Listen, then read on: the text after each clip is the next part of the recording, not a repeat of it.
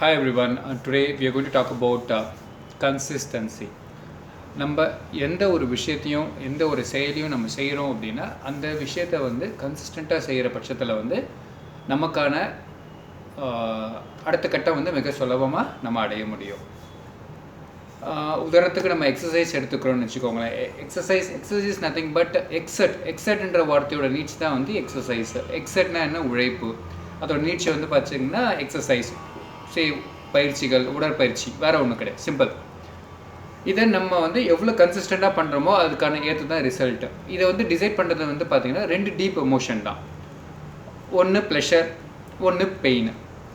நமக்கு எந்தெந்த விஷயம்லாம் ப்ளஷர் கொடுக்குதோ அதை நம்ம வந்து டிஃபால்ட்டாக ஃபாலோ பண்ணுவோம். எந்தெந்த விஷயம்லாம் நம்ம பெயினாக ஃபீல் பண்ணுறோமோ அதை ஸ்ட்ரெயிட்டாகவே ஸ்கிப் பண்ண தான் நம்ம பார்ப்போம். ஓகேங்களா? கம்மிங் டு ஜிம்மிங் அப்படின்றது வந்து பார்த்தீங்க அப்படின்னா, don't think that you are spending time in gym. Just think இந்த அப்படியே ஒரு கொஞ்சம் கான்ட்ராஸ்டாக வந்து யோசிச்சு பாருங்கள். you are investing your own time for your own health.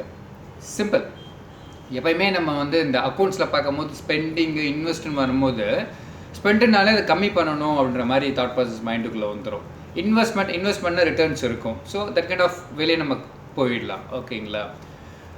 நமக்கு வந்து ப்ளஷராக மாற்றக்கூடிய விஷயங்களை வந்து நம்ம கையில் எடுத்துக்கணும். ஸோ நீங்கள் வேகாக இல்லாமல் ஒரு சின்ன சின்ன கோலை ஃபிக்ஸ் பண்ணிக்கோங்க. Within this week, within this month, within this year, அப்படி ஒரு கோலை ஃபிக்ஸ் பண்ணி whatever we do that make it as a pleasure டிஃபால்ட்டாக நம்ம மைண்டுக்கு வந்து புகுத்தி விட்ருங்க. ஓகேங்களா? 2 things: invest time, be consistent. If you are bad, if you consistent, you become good.